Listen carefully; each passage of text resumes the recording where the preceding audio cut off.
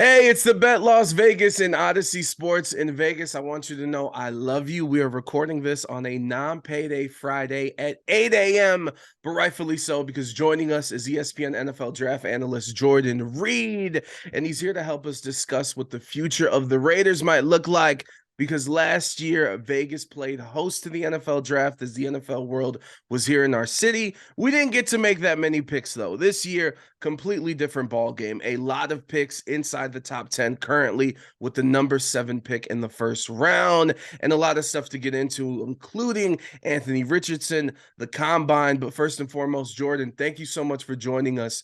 And I told you before we started this, I'm fascinated at what you do and how much tape and how much time you have to spend looking at so many players. So I want to start off here before we get into the combine and what you think the Raiders might do. But what's your day-to-day look like as we get closer and closer to the draft? Yeah, it's really interesting to see what the NFL draft has become. It's become such a big spectacle. I've been an NFL draft fan going on over 20 years now, watching my colleagues, Mel Kiper and also Todd McShay on the TV when I was growing up, just seeing them go back and forth between prospects is something that I said, hey, I would love to do that one day. So football is something that's always been a part of my life. I actually was a big basketball kid, growing up, but I grew towards and navigated towards football as I grew up. So just my day to day consists of watching endless hours of film. There's not a number that I can put on it, honestly. Just going position by position, watching these guys throughout the year, tracking them. And then, of course, checking with sources, people in the building to find out who they are off of the field, too. So there's not a certain number of hours of tape that I could put as far as quantifying it as far as a certain number that I can put on it. I don't even want to know the number, honestly, just because of how many hours I spend watching these guys. So, yeah, just watching tape, taking notes, and then figuring out the strengths and weaknesses of these guys. It's kind of like at the end of the year when PlayStation sends me an email and it really breaks down how much time I've spent online gaming and which games I've played a lot. I am kind of interested though, as we get closer and closer to the draft. Essentially, you spent a year watching film on these guys. So does it increase or is it a matter of there's so many players, there's always something to see? Yeah, it seems like a new player pops up on my radar every single day, especially, excuse me, when you're coming out of the combine. There's always that one guy that makes you go back to watching the tape. So there's always going to be somebody that pops up that you haven't seen before. So there's always work to be done. And we like to give roses around here. I do want to point out something that you said. You said you were a kid growing up watching the draft, and now your colleagues, Todd McShay and Mel Kiper Jr. Ladies and gentlemen, that is called speaking it into existence. And let's get straight into the NFL Combine. Big picture wise, what was your biggest takeaway of everything that happened that week in Indy? Well, there was a lot. I thought the quarterbacks performed really well outside of Bryce Young. Obviously, he didn't throw. But whenever it's a quarterback driven draft, it's always a lot more intrigue. And that's something that we didn't get last year. We didn't get that with Kenny Pickett, Malik Willis, Desmond Ridder, some of those other guys at the top of the draft. We only saw one go in the first round a year ago. And this year, I think we could see as many as four, including Bryce Young, Will Levis, Richardson, and also Stroud. So whenever you have a quarterback driven draft, it's always going to be much funner to cover, especially from a media perspective. And then when you have so many teams inside the top 10, including the Raiders that need a quarterback, that's what everybody's eyes are going to be on. No, 100%. And of course, without question, the man who stole the show was Anthony Richardson. And to me, what makes it so intriguing is like number one, he was a redshirt freshman. He only had 13 games to look at. Even within those 13 games, he had to deal with two different head coaches at Florida. Even in high school, he didn't go to some powerhouse, prominent high school team. And when I look at the comparisons, I get the Josh Allen comparison, but to me, Josh Allen played a lot in college. When they make the Cam Newton comparisons, I see it, but then I'm like, hold on. Cam Newton like single-handedly carried Auburn to win that national championship. So it's a different type of level. But with all that being said, what do you make of this man who did go into the combine and did break all these records and had a historic performance at the combine? Well, there's a lot of layers to his evaluation, and I think you peel back a few of them. And I'm kind of hesitant to use the Cam Newton and Josh Allen comparisons just because when you use NFL comparison for players, I like to use them more so from a playing style perspective, but a lot of people interpret as that's who they're going to end up being on the next level. And whenever we make those comparisons, we're not saying that's going to be the end result or when we're projecting who he could be on the next level. But as far as who they were entering the NFL, I think they're very similar to Anthony. And Anthony's only started 13 games. I don't even count 2 years ago just because he was rotating time with Emory Jones. There were some circumstances of where he didn't even know which series he was going to start in those games. So I don't really count his true freshman season, his redshirt freshman season as far as him starting, even though he spot started some games. But last year was really his first exposure to actually starting in games. And you see the athleticism, you see the arm strength, but he's just not accurate right now. And just looking on the surface, 53.8 completion percentage, everybody's going to say, wow, how is he a projected top 10 pick? But a lot of it revolves back to just his footwork. He's just really a mess as far as in his lower half right now.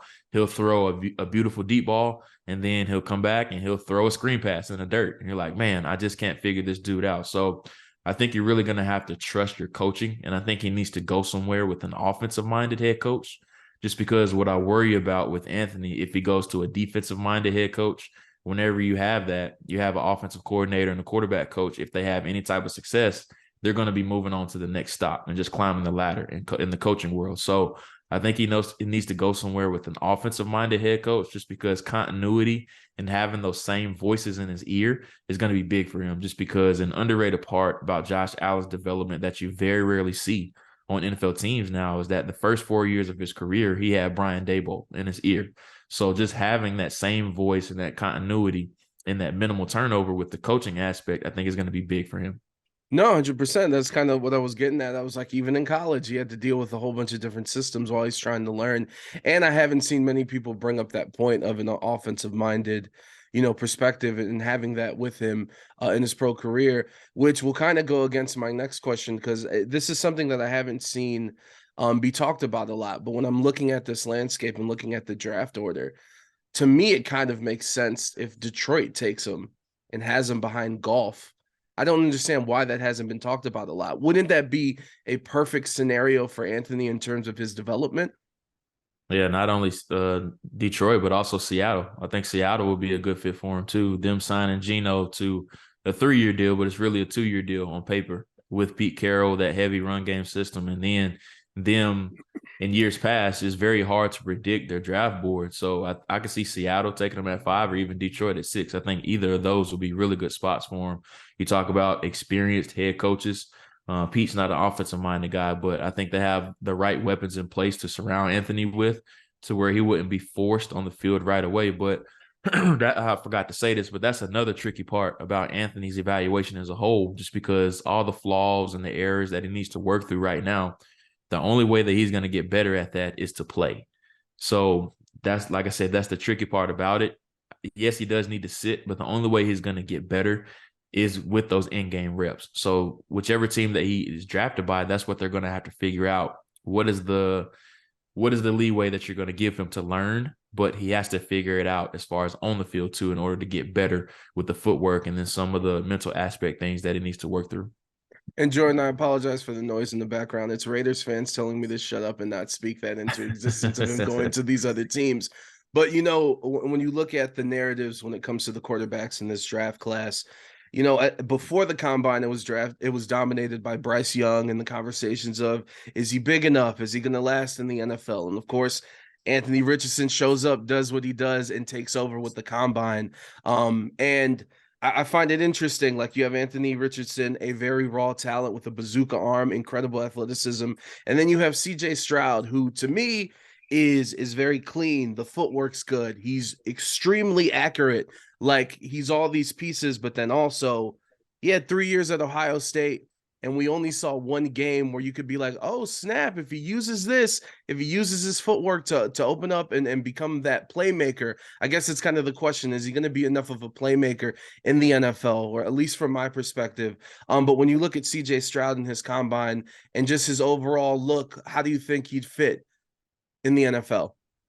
So, Adrian, I was sitting behind all these guys when they were throwing. And as soon as the workout ended, I tweeted out, like watching CJ Stroud is like watching an ace pitcher throw off of a baseball mound. That's the easiest way that I could put it. Everything's so smooth, it's consistent, it's efficient.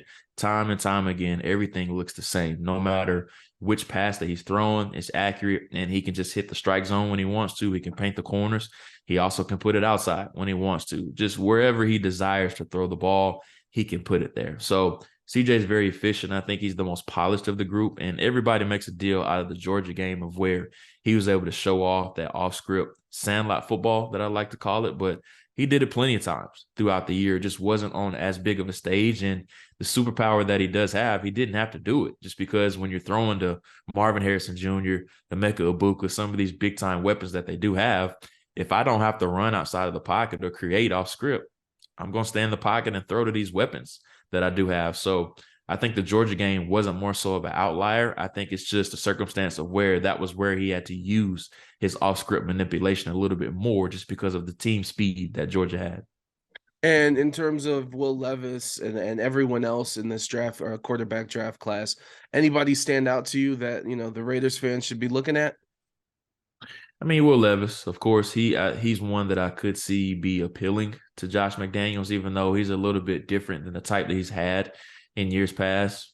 But as far as what we saw from Levis in 2021, I think that's going to be very appealing to some teams just because he was in the pro style system and he had so many things working against him last year. They lost two of their best offensive linemen, Luke Fortner, who ended up going on to play significant snaps in Jacksonville, and also Darian Kennard, who was a really good player for Kentucky that ended up going on day 2 to the Chiefs. He also lost Wan'Dale Robinson, a wide receiver for the Giants that was going on to have a big year before he tore his ACL. So there were so many things that were working against him. Not only that, but he lost his offensive coordinator too. So many different things that he had to get used to. And then on top of all of that, he was banged up battling turf toe, which is a significant injury, and then also an injury to his throwing shoulder too. So he just wasn't healthy last year. And then the personnel was so different to where he had to take on a bigger role. And it just looks like he was trying to force everything and do too much. So I can see a team taking him in the top 10 just based off what they saw from that 2021 season, thinking that's the player that they're going to get. Jordan Reid joining us here on the Bet Las Vegas, ESPN NFL draft analyst. Be sure to follow him on Twitter, Jordan_Reid. And I've kind of set up the discussion and tried to talk about this whole quarterback landscape to lead to this a very important question. If you are the Las Vegas Raiders with so many teams within the top 10 and a lot of teams in front of you that also need quarterbacks, is there anyone in this draft in the quarterback class worth trading up for to get? Yeah, I mean, my top 3 guys, I would trade up for any of them. Excuse me, honestly. Bryce Young, CJ Stroud, Anthony Richardson. Those are my top 3 guys right now. I mean, I would trade up inside the top 5 to take any one of those guys just because the Raiders are in a really unique situation just because Derek Carr was so productive for them. And I think he just got stale in a sense. I just think they were looking for somebody new, somebody younger, and then just a new message too. And Josh McDaniels obviously wants his guy in there. He didn't draft Carr, and he wants to turn over a little bit of the personnel too. So what's going to be interesting to watch for the Raiders is that I don't think you can sell the fan base on going from Carr to a guy like Jimmy G or somebody like that, just because I don't think it's a huge upgrade. But you can sell them on going from Carr to a younger option. And I say that because there's going to be a lot of backlash if Jimmy G or somebody like that is the only guy that you bring in and you strike out on these young guys, because everybody's going to say, well, why did you get rid of Derek Carr? Just because he was better than the option that you wanted to bring in. So that's what's going to be the interesting factor with the Raiders is that do they bring in a young guy or do they bring in an experienced veteran, or do they end up bringing in both, which I think could be an option too, depending on what happens with Stidham too. So really, really unique situation for them to be in. And just for clarification, the latest mock draft that you guys put up at ESPN following the combine has the Raiders taking Anthony Richardson, which I'd also point to talking about a quarterback that needs to develop. Josh McDaniels is the person who took Tim Tebow in the first round when he was the head coach in Denver. So this isn't unique to him or intriguing, I would say. And before we get you out of here, this Raiders team needs a lot of help in a lot of different areas. Defense for one, and you could take your pick. We need linebackers. We need interior D linemen. We're in a division Yeah. with Patrick Mahomes and Justin Herbert, Yeah. so these corners, you can never have enough. So with all that being said, who are some of these people at the combine who really, made a name for themselves defensively?